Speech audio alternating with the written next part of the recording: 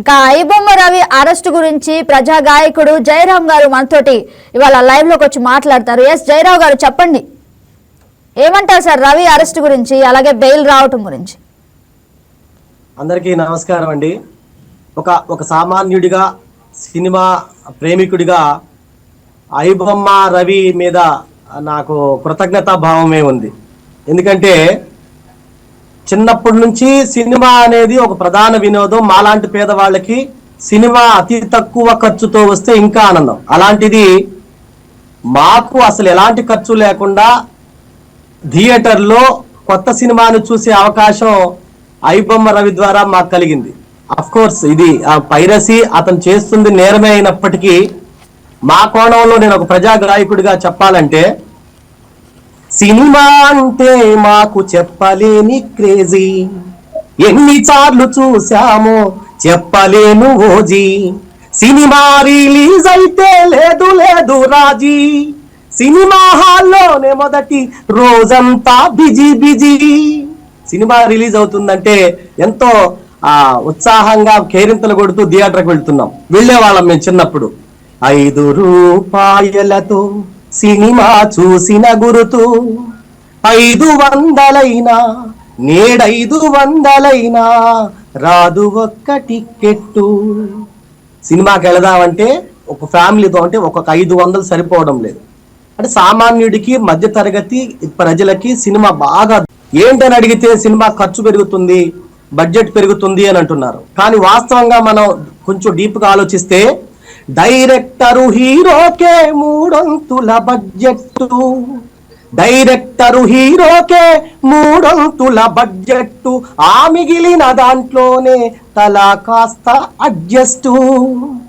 వాస్తవంగా కొంచెం లోతుల్లోకి వెళ్ళి చూస్తే హీరోకో లేకపోతే నిర్మాతకో దర్శకుడికే ఈ ముగ్గురే 300 బడ్జెట్ వాళ్ళ ముగ్గురికే ఉంటుంది. మిగిలిన పనిచేసినటువంటి వేలాది మంది కూలికి పనిచేసే. జయరావు గారు మీరు చెప్పినట్లయితే 24 క్రాఫ్ట్స్ ఉంటాయి సినిమాలో. అంటే సినిమా రంగం అంటే జస్ట్ 24 క్రాఫ్ట్స్ ఉంటాయి అన్న విషయం మనకి చాలా మందికి తెలియదు. జస్ట్ హీరో, హీరోయిన్, నిర్మాత వాళ్ళే కనిపిస్తూ ఉంటారు. బట్ ఇక్కడ 24 క్రాఫ్ట్స్ కి సమానంగా వెళ్తుందా అంటే వెళ్ళదు. కానీ ఒక సామాన్యుడి దగ్గర నుంచి దాదాపు ఒక మిడిల్ క్లాస్ మ్యాన్ సినిమాకి వెళ్ళాలంటే 2000 ఖర్చు చేయాల్సిందే ఈ రోజుల్లో. దాని గురించి ఏమంటారు మీరు?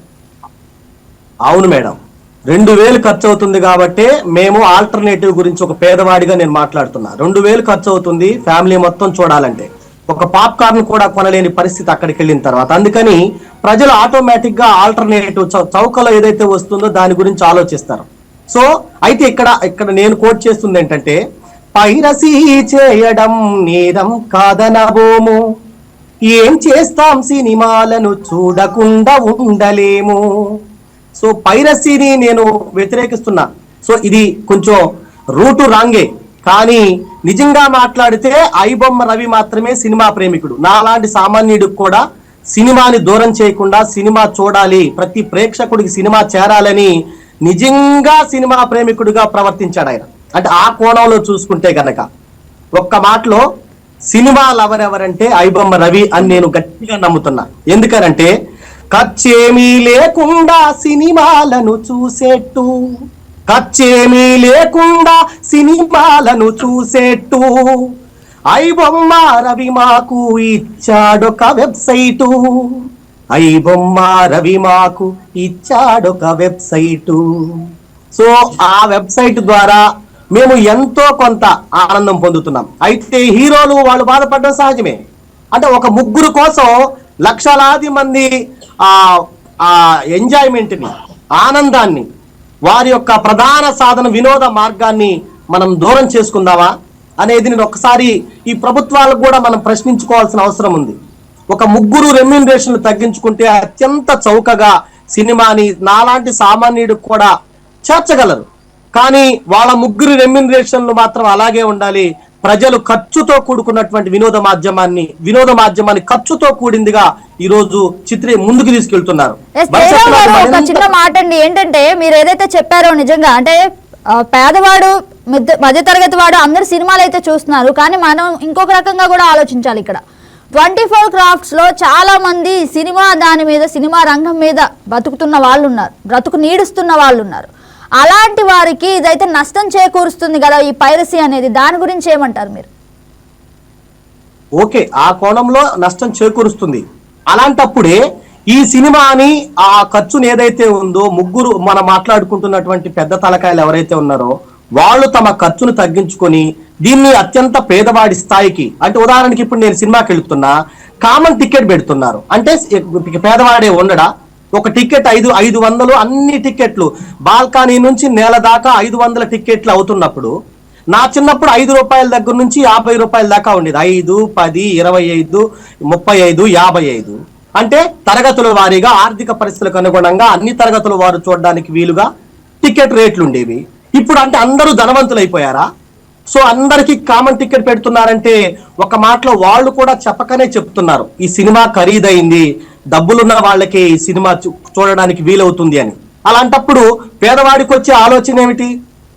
సో అందుకని మిగిలిన సినిమా పరిశ్రమ కూడా ఇబ్బంది జరగకుండా, మిగిలిన 24 క్రాఫ్ట్స్ కూడా ఇబ్బంది, ఎలాంటి లోటుపాటు జరగకుండా ఎవరైతే ఈ సినిమా రంగాన్ని తక్కువ ఖర్చుతో నిర్మాణం చేయడం అనేది చాలా అవసరం.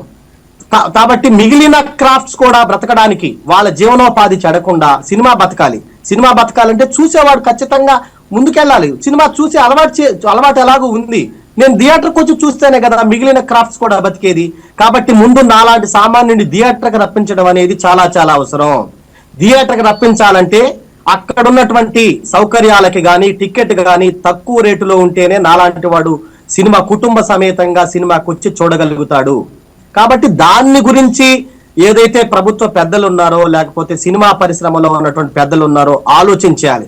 కేవలం ఐబొమ్మ రవిని ఒక్కడనే మనం దోషిగా చిత్రీకరించి ఈ సినిమా పరిశ్రమ అంతా ఐబొమ్మ రవి ద్వారానే నష్టం జరుగుతుంది అనడం అనేది ఎట్టి పరిస్థితుల్లోనూ కరెక్ట్ కాదు. ఒక మాటలో నేను ఒక సామాన్య ప్రేక్షకుడిగా సినిమా అంటేనే పేరెంట్స్ కాదు, మాకు హీరోలే దేవుళ్ళు. మేము మా తల్లిదండ్రుల కన్నా కూడా హీరోలనే దేవుళ్ళుగా మేము చూస్తున్నాం. నటనని తెలిసిన కొందరు ఆపలేరు కన్నీళ్లు. అక్కడ జరుగుతుంది సినిమా అని తెలిసినా కూడా మేము ఏడుస్తాం. అంతగా సినిమాని మేము ఇన్వాల్వ్ అవుతున్నాం, సినిమా చూస్తున్నాం. కొనేలా ఉన్నాయా థియేటర్లో పాప్కార్న్లు, కొనేలా ఉన్నాయా థియేటర్లో పాప్కార్న్లు, టిక్కెట్టు పేరుతో ఆపలేరా ఈ వసూళ్ళు, టిక్కెట్టు పేరుతో ఆపలేరా ఈ వసూళ్ళు. కేవలం ఒక టికెట్ పేరుతో పాప్కార్న్ పేరుతో థియేటర్కి రప్పించి మా చేత డబ్బులు ఖర్చు పెట్టించాలని చూసేటువంటి ఆలోచన ఏదైతే ఉందో అది సమంజసం కాదని నేను పెద్దలకి మీ ద్వారా విన్నవించుకుంటా ఉన్నా. జయరావు గారు నిజంగా చాలా థ్యాంక్ యూ అండి. ఎందుకంటే ఒక పాట మీ నోట నిజంగా ఇవాళ సినిమా గురించి, సినిమా లవర్స్ ఎలా వ్యక్తపరచాలో ఒక పాటలో మీరు చాలా చక్కగా చెప్పారు. నిజంగా హ్యాట్స్ ఆఫ్ అండి, very nice. Thank you for sharing your review. Thank you అండి.